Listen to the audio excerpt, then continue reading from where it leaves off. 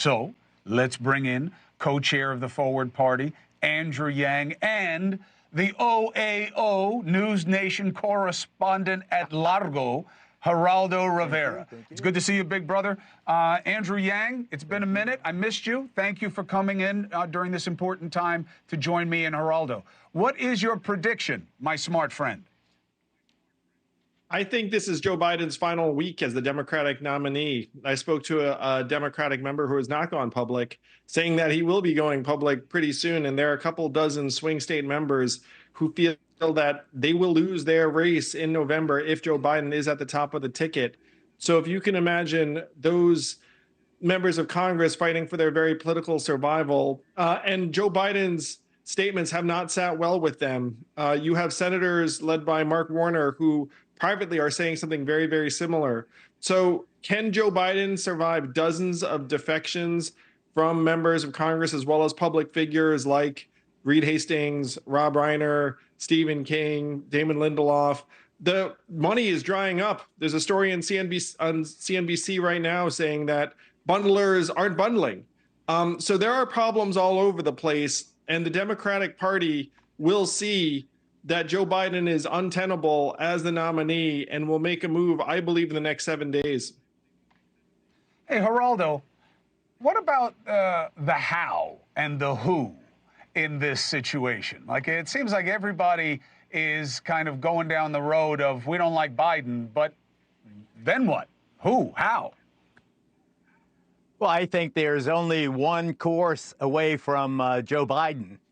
And let me just say that I think that so far there's been a rock slide. There hasn't been an avalanche. There's been fewer, as I count them, than 10 Democratic House members who have voiced their absolute opposition to Joe Biden. So I don't think you're there yet. I don't think that you've got the avalanche yet. What you do now has to include Kamala Harris. That's the only way forward for Democrats. All the rest of it, and I appreciate James Carville's colorful, scenario with town halls and regional candidates here and there and the rest of it. The fact of the matter is, this is the vice president. Under the 25th Amendment, if the president is disabled, she is the one that assumes that job. This is I think that you could argue that President Biden had a 25th Amendment moment when I thought he had a stroke during the debate the other week. But I really do believe that Joe has to firmly embrace Kamala. Otherwise, it's a non-starter. You spoke to the very articulate Congresswoman. I don't know her, but I was listening to her and I said, wow, that's a dose of reality, because that, remember, Biden was, if it wasn't for South Carolina in 2020, Biden would not be president today. So I listened to that, and I listened to the whole mix of it. Unless the Democrats are willing to embrace Kamala Harris as the next president of the United States, the rest of it is just baloney. It's just hot air. But Andrew, it's just, why did I miss it, and so forth. Andrew, one, do you agree with the assessment? But two, do you believe that Kamala Harris can win the independents?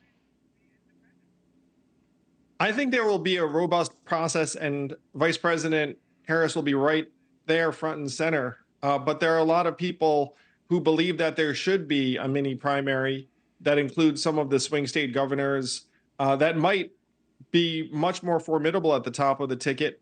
And I do want to give full credit to my friend Dean Phillips, who made a very similar case, if you all remember, 6-7 months ago, when there was much more of an opportunity to have a real primary. And there were a lot of press outlets. This one, not one of them, because Chris, you call it up the middle like always. But there are a lot of people right now that wish they'd paid more attention to Dean Phillips when he said, look, the president's best days are behind him, and we need to have a real conversation and a real competition as to who the Democratic nominee should be. We had Dean Phillips on all the time, so I appreciate the fair assessment, but he wasn't the guy. And isn't the problem that Kamala Harris isn't the person? And that there are a lot of people who might vote for Biden who won't vote for Kamala Harris and are worried about her being at the top of the ticket.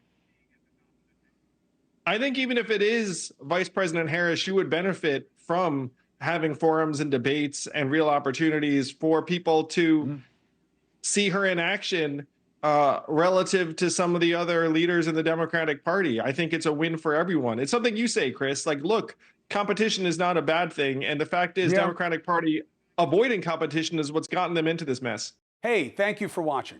Please go to newsnationnow.com, newsnationnow.com, and you can find News Nation on your television provider. And don't forget to click the red subscribe button down below. Then you will get more of News Nation's fact-driven coverage.